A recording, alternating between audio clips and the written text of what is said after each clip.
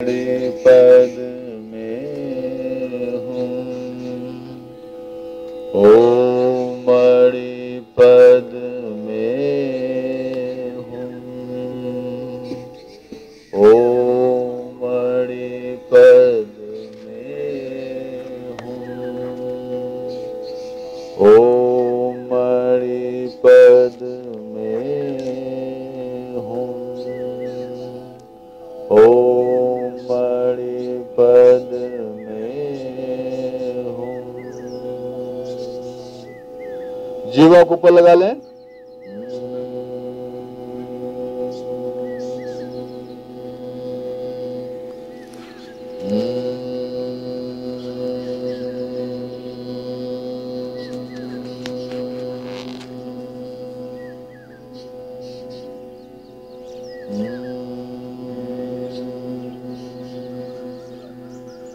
शरीर को विश्राम दें।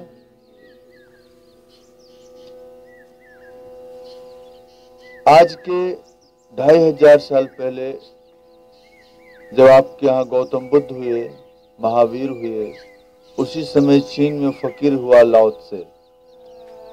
लाओ त्से के जो सूत्र हैं वो बड़े समसामयिक हैं।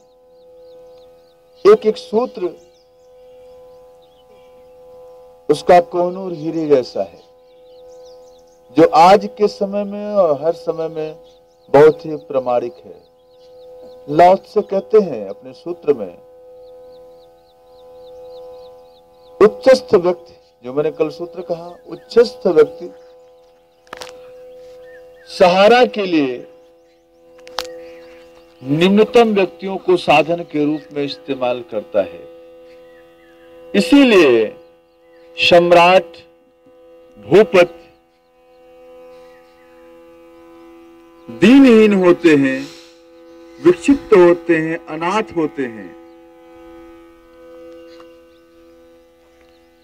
रथ के पहियों को, रथ के एक एक अंग को अलग कर दिया जाए, फिर वो रथ नहीं रहता। मणिमाणिक की झनकार से पहाड़ों की गड़गड़ाहट ज्यादा अच्छी है। सम्राट है, उच्चस्थ व्यक्ति है, वो धीरे धीरे जो जो सेवक हैं, जो प्रजा है, उनसे दूर हो जाते हैं। सम्राट सेवक तब थे। आज भी जो व्यक्ति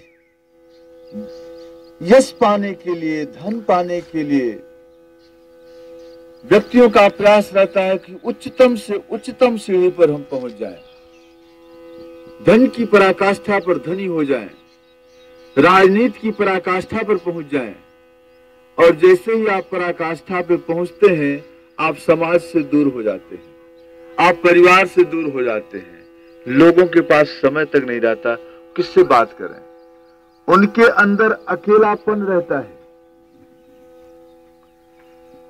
क्योंकि राजनीति करते करते वो ऊपर पहुंच गए, इसलिए वो किसी से बात नहीं करते, वो अपने आप को उच्चतम श्रेणी में समझते हैं कि नीच से बात करेंगे तो हमारा रहस्य खुल जाएगा।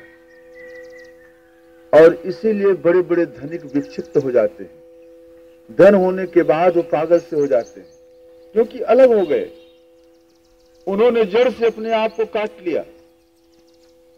एडोल्फ हिटलर किसी पर विश्वास नहीं करता था, और अंत में वो जर्मन में जब लोगों ने हमला किया तो उसने आत्महत्या कर लिया, किसी से बताता नहीं था अपनी बात को। औरंगजेब जैसा शासक जो अपने बेटी और बेटे को भी शंका की दृष्टि से देखता था, अपने हृदय की बात नहीं बताता था और जेल में डाल दिया। बाप को तो डाला ही, बेटे और बेटी को डाल दिया। आप देखें, जो बड़े से बड़ा अधिकारी हो, तन कैसे चलता है जैसे नीचे वालों को पहचानता ही नहीं।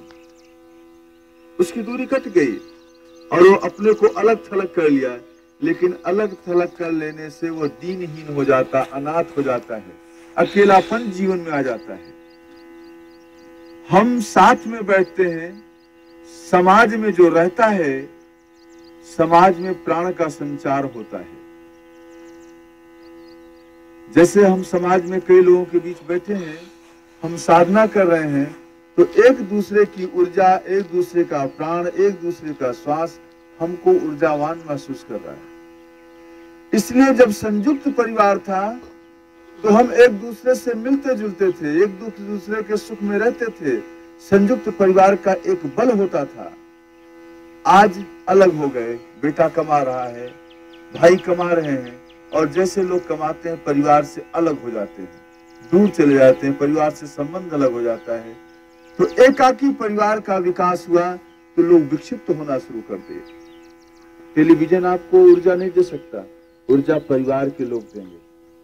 इसलिए लाओ से कहता है कि जो सम्राट है, जो अपनी ऊंचाई के शिखर पर पहुंचता है, वो प्रजा से दूर हो जाता है और वो अनाथ और दीनहीन हो जाता है। रथ के पहिए को अलग कर दें, रथ के अंगन को अलग कर देंगे, फिर वो रथ नहीं रहता। रथ बना है घोड़े से, पहिए से, उसके तमाम अंग उसमें लगे हैं और तब रथ चलता है। एक समाज है, समाज में वैश्य भी हैं, पंडित भी हैं, कुर्मी भी है, हर जात के लोग हैं और सबका अपना महत्व है। सबसे एक समाज बना है और ये समाज मिल करके ही एक दूसरे को प्राण और ऊर्जा प्रदान करता है। ध्यान रहे, जैन एक समाज नहीं बना सकता, क्योंकि जैनी में कौन मिस्त्री का काम करेगा, कोई नहीं जा सकता। जैनी में कौन बहारेगा, कौन सिलाई करेगा। इसलिए एक समाज है जो कई लोगों से मिलकर के बना है, और सबसे जब मिलकर के लोग इकट्ठा होते हैं तो रथ चलता है। नहीं तो अलग अलग सबको कर दें, तोड़ दें तो रथ नहीं रह जाता, ये समाज ही नहीं रह जाता। मड़ीमारी की खनकार से पत्थरों की गड़गड़ाहट अच्छी होती है।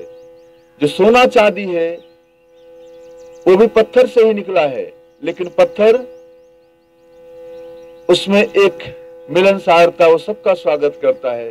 सोना चांदी सिर्फ बहुमूल्य लोग, जो अमीर लोग हैं, वही अपने पास रखते हैं। जो व्यक्ति अहंकारी होगा वो हमेशा समाज से अलग हो जाएगा, लेकिन जो मिलनशील होगा, विनम्र होगा, वो समाज से जुड़ के रहेगा। जहां भेद है, जहां भेदभाव है, वहां अहंकार है, और जहां अहंकार है वहां पर दुख है, पीड़ा है, अशांति है, परमात्मा से दूरी है। जहां अभेद है, प्रेम है, मिलनसारता है, वहां ही परमात्मा है और वहां ही आनंद है। ओम